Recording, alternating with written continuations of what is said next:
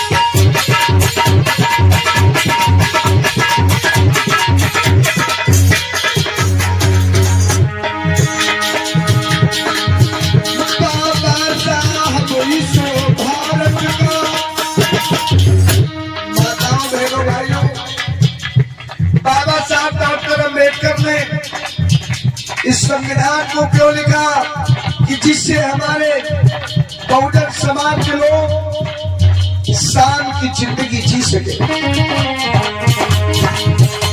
लेकिन वही समाज उनका एहसान भूल गया जिनकी बदौलत आज हम सब कुछ है। कैसे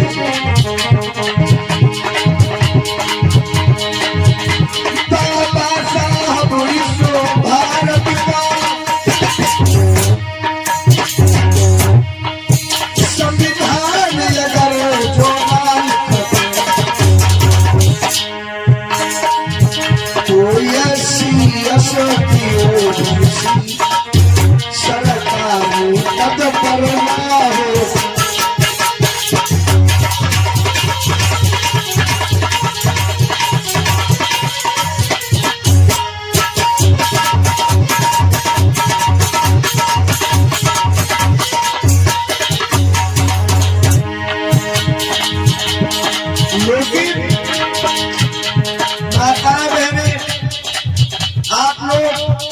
जरूर याद करें, क्योंकि अगर बाबा साहब ने ज्यादा से ज्यादा कुछ किया तो आप लोगों के लिए किया है, क्योंकि महिलाओं को किसी प्रकार का कोई अधिकार नहीं था।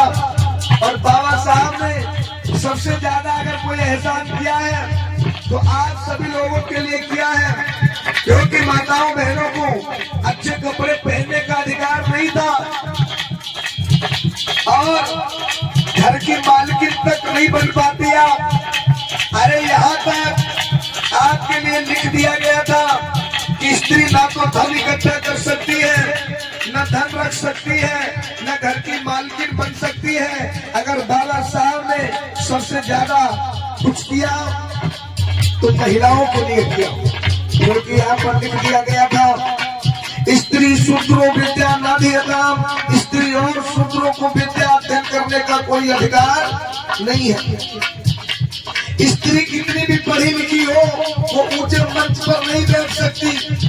स्त्री कितनी भी पढ़ी लिखी हो वो घर की मालकिन नहीं बन सकती। स्त्री कितनी भी पढ़ी लिखी हो वो मंदिर की पुजारन नहीं बन सकती।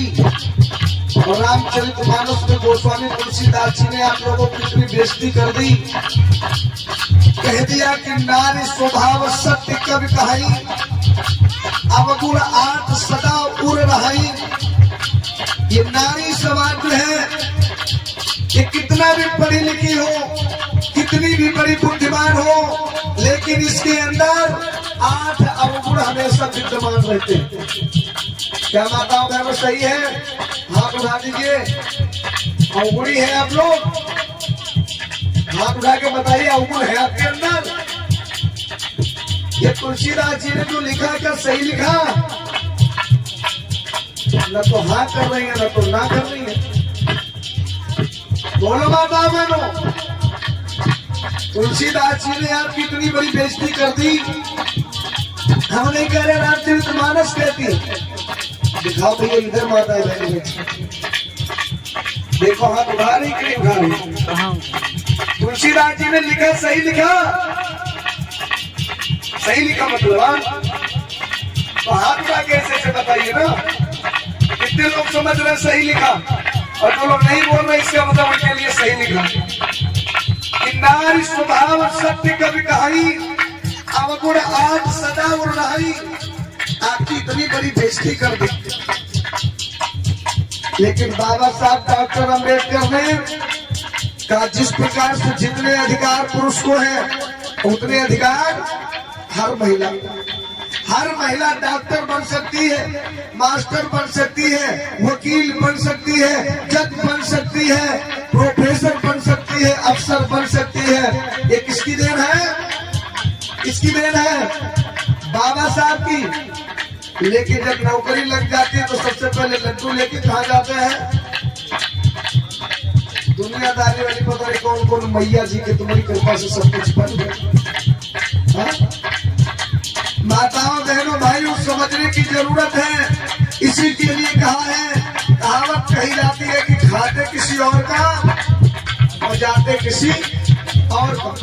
एहसान तो बाबा साहब डॉक्टर अंबेडकर का है, लेकिन जब हमें कुछ प्राप्त हो जाता है तो हम कहते क्या है कि भगवान की मर्जी से सब कुछ। अरे 1950 के पहले भगवान कहा था? 1950 के पहले जब संविधान नहीं था तब ये तुम्हारा भाग्य कहा था? तब हमारे बाप दादा कोई डॉक्टर, मास्टर, वकील, जज, अफसर, प्रोफेसर तो नहीं बन पाए। इसलिए सिद्ध होता है कि भाग्य से कुछ नहीं, भगवान से कुछ नहीं, किस्मत से कुछ नहीं।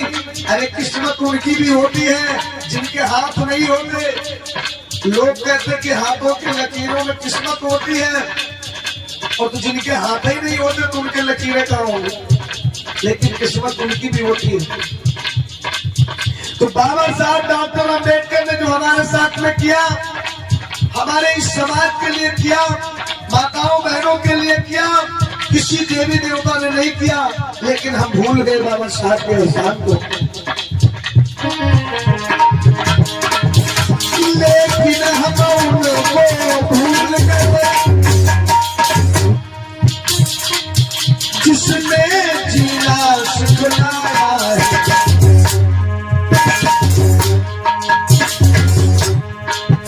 लेकिन हम उनको भूल गए जिसने अधिकार दिलाया है। देवता समझते हैं उनको जिन्होंने हमें नीच बनाया है।